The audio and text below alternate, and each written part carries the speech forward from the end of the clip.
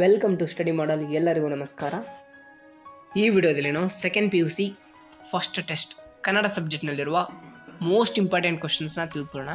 Very important questions ನೋಡಿ. ಇವೆಲ್ಲ ನೋಡಿ, ಇದಿಷ್ಟು ಓದ್ಕೊಂಡ್ರೆ ನೀವು ಸಾಕು. 2 ಮಾರ್ಕ್ಸ್ 3 ಮಾರ್ಕ್ಸ್ 4 ಮಾರ್ಕ್ಸ್ ಇಷ್ಟು ಓದ್ಕೊಂಡ್ರೆ ಸಾಕು, ಬೇರೆ ಯಾವುದು ಕ್ವಶನ್ ಕೇಳಲ್ಲ. ಇದಿಷ್ಟು ಓದ್ಕೊಂಡ್ರೆ ಸಾಕು, ಓಕೆನಾ. ಆ್ಯಂಡ್ ಫೈನಲ್ ಎಕ್ಸಾಮಿಗೂ ಇವೇ ಕ್ವಶನ್ ಬರುತ್ತೆ, ಓಕೆನಾ.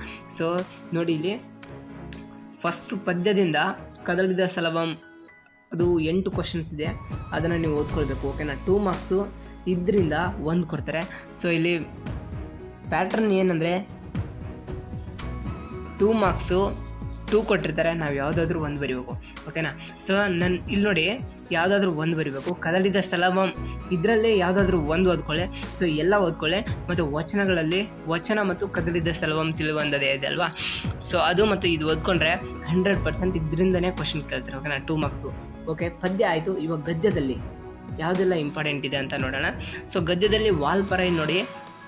ಇನ್ನೊಂದು ಯಾವುದಂದರೆ ಸೊ ಕೃಷ್ಣಗೌಡನ ಆನೆ. ಇದು ಮಿಕ್ಸ್ ಇರುತ್ತೆ. 2 ಮಾರ್ಕ್ಸು ಏನಂದರೆ ಫಸ್ಟು ಪದ್ಯ ಸಪ್ರೇಟಾಗಿರುತ್ತೆ. ಸೊ ಅದಕ್ಕಾಗಿ ನೀವು 2 ಓದ್ಕೊಳ್ಳಿ. 3 ಇದೆ ಲೆಸನ್ಸು, ಬಟ್ ಅದರಲ್ಲಿ ನಾವು ಚಾಯ್ಸ್ ಅಂತ ಇರುತ್ತಲ್ವಾ. ಸೊ ಅದಕ್ಕಾಗಿ ನಾವು ಫಸ್ಟು ಕದಡಿದ ಸಲವಂ ಮತ್ತು ಇನ್ನೊಂದಂದರೆ ಯಾವುದಂದರೆ ಇನ್ನೊಂದು ವಚನಗಳು. ಇವು 2 ಓದ್ಕೊಂಡ್ರೆ ಸಾಕು. 2 ಕ್ವಶನ್ ಆನ್ಸರ್ ಏನಿದೆ ಆ ಚಾಪ್ಟರ್ದು ಅದು ಓದ್ಕೊಂಡ್ರೆ ಸಾಕು. ಇಷ್ಟು ಅದರಿಂದನೇ ಕ್ವಶನ್ ಕೇಳ್ತಾರೆ, ಓಕೆನಾ. ಸೊ ಗದ್ಯದಲ್ಲೇ ವಾಲ್ಪರೈ ಇದೆಲ್ಲ ಕ್ವಶನ್ಸ್ ನೀವು ನೋಡ್ಕೊಳ್ಳಿ, ಓಕೆನಾ. ಇದರಿಂದನೇ ಕೇಳೋದು, ಓಕೆನಾ. ಸೊ ಯಾವುದು ಕೇಳ್ತಾರಂದರೆ ಇದರಿಂದನೇ 100% ಗ್ಯಾರಂಟಿ ಕೊಡ್ತೀನಿ ನಾನು. ಬೇಕಾದರೆ ಎಕ್ಸಾಮ್ ನಾಳೆ ಇದೆ ಅಲ್ವಾ, ನಾಳೆ ಬರ್ದು ಈ ವಿಡಿಯೋನ ಮತ್ತೊಂದು ಸಲ ಚೆಕ್ ಮಾಡಿ. ಇದರಿಂದನೇ ಕೇಳಿರ್ತಾರೆ, ಓಕೆನಾ. ಸೊ ನೆಕ್ಸ್ಟ್ ನೋಡಿ, ಕೃಷ್ಣೇಗೌಡನ ಆನೆ. ಇದೆಲ್ಲ ಇಂಪಾರ್ಟೆಂಟು, ನೋಡ್ಕೊಳ್ಳಿ. ಸೊ ಸಂದರ್ಭ ಸ್ವಾರಸ್ಯದಲ್ಲೂ ಫಸ್ಟು ಪದ್ಯದಿಂದ ಕೇಳಿರ್ತಾರೆ. ಸೊ ಇಲ್ಲಿ ಪದ್ಯದಲ್ಲಿ ವೆರಿ ಇಂಪಾರ್ಟೆಂಟು. ಇನ್ನೂ ಹುಟ್ಟದೇ ಇರಲಿ ಇದೆ ಅಲ್ವಾ ಚಾಪ್ಟರು, ಆ ಚಾಪ್ಟರಿಂದ ಸಂದರ್ಭ ಸ್ವಾರಸ್ಯ ಫಾರ್ ಆ್ಯನ್ಯುವಲ್ ಎಕ್ಸಾಮಲ್ಗೂ ಅದು ವೆರಿ ಇಂಪಾರ್ಟೆಂಟು. ಅದರಿಂದ ನೀವು ಎಲ್ಲ ಕ್ವಶನ್ಸ್ನ ನೋಡ್ಕೊಳ್ಬೇಕನ್ನ.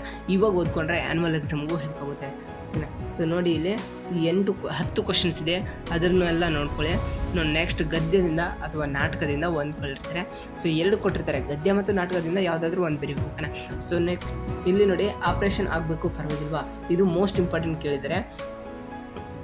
ಇದು ಮುಚ್ಚಿಕೊಂಡುವನು ಇದೆ ಅಲ್ವಾ. ಸೊ ಅದೊಂದು ಚಾಪ್ಟರಿಂದ ಮತ್ತೆ ಒಂದು ನಾಟಕದಿಂದ ಕೇಳಿರ್ತಾರೆ, ಓಕೆನಾ. ಸೊ ಸಂದರ್ಭ ಸ್ವಾರಸ್ಯ ಪದ್ಯದಲ್ಲಿ 1 ಕೇಳಿರ್ತಾರೆ. ಸೊ ಗದ್ಯ ಮತ್ತು ನಾಟಕದಿಂದ 2 ಕ್ವಶನ್ ತೆಗೆದು 1 ಬರೀರಿ ಅಂತ ಹೇಳ್ತಿರ್ತಾರೆ, ಓಕೆನಾ. ಸೊ ನೆಕ್ಸ್ಟ್ ಇಲ್ಲಿ ಕದಡಿದ ಸಲವಂ ತಿಳಿವಂದದೆ. ಇಲ್ಲಿ 4 ಮಾರ್ಕ್ಸು ಇದು ಕದಡಿದ ಸಲವಂ ತಿಳಿವಂದದೆ ಇದೆ ಅಲ್ವಾ. ಫಾರ್ ಆ್ಯನ್ಯುವಲ್ ಎಕ್ಸಾಮ್ಗೂ ತುಂಬ ಇಂಪಾರ್ಟೆಂಟ್ ಇದು ಕ್ವಶನ್ಸು. ಸೊ ಇವಾಗ ನೀವು ನೋಡಿ, ಇಲ್ಲಿ ಇದೆಲ್ಲ ಕ್ವಶನ್ಸ್ನ ನೀವು ಓದ್ಕೊಳ್ಳಿ. ನಾಳೆ ಎಕ್ಸಾಮ್ಗೆ ಇದ್ದೇ ಕ್ವಶನ್ಸ್ ಬರುತ್ತೆ, ಓಕೆನಾ. ಸೊ ಇವೇ ಕ್ವಶನ್ ಬರುತ್ತೆ. ಇಷ್ಟು ಕ್ವಶನ್ಸ್ನ ನೀವು ಕನ್ಫರ್ಮ್ ಫೋಕಸ್ ಮಾಡಿದರೆ 100% ನೀವು ಔಟ್ ಆಫ್ ಔಟ್ ತೆಗಿತೀರಾ.